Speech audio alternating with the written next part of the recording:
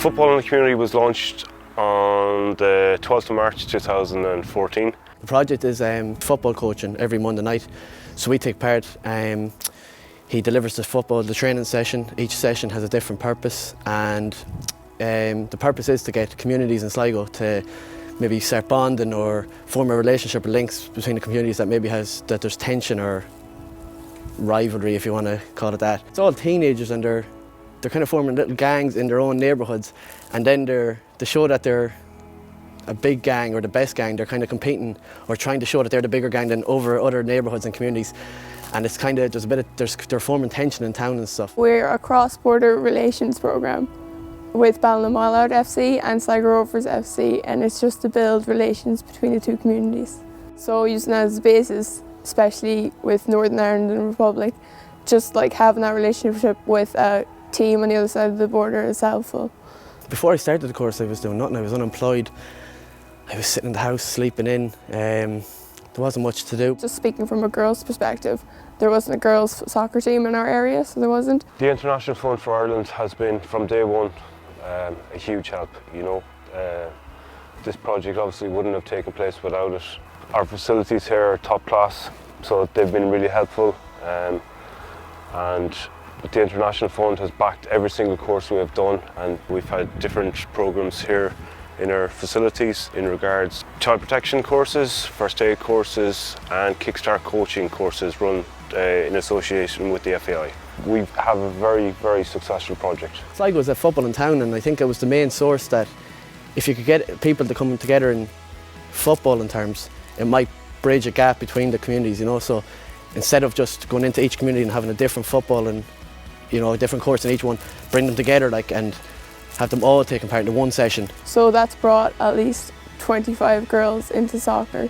And then the boys, obviously, they're still a big part of it, and they come from all different areas in the town, whereas people from certain areas of the town wouldn't hang out together. That's brought us all together as one. I kind of had an interest in football and coaching, and I know Kieran from Football in Town anyways, and when he invited me on the course, I thought it'd be a good chance to get myself back on track, you know. I'm involved in the sports partnership in town now, and I'm coaching Sligo IT ladies team, and I wouldn't have done that unless I got the courses on this programme, so I owe a lot to Kieran and the project. It's been life-changing for numerous people. We've now given and built characters, confidence. You know, it's as I said, some guys have come into employment because of it, which is a huge thing. And you know, for us, start from day one to where we've come to now, it's been a good process. It's actually getting good recognition in town. It's all in the papers weekly. Even young fellas and teenagers and girls in town, they're seeing the pictures on Facebook, us playing matches and us doing training sessions, and they want to get involved. So it's doing something for the town in general. Communities, there's not much talk about tension as much anymore. You know, where everyone's talking to each other, shaking hands, having a laugh in training. You know, week after week, people keep coming back. It's the enjoyment I get out of it and they get out of it. To see smiles on faces, people just having fun with learning and obviously having life experience through the programme. The biggest achievement of the project is probably we obviously all as part of it, so there's at least I think 15 of us did our level 1 soccer coaching.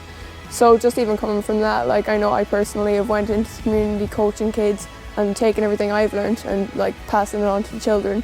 And I know one of the boys' team actually went into the IT women's team, so he's the assistant coach in there now.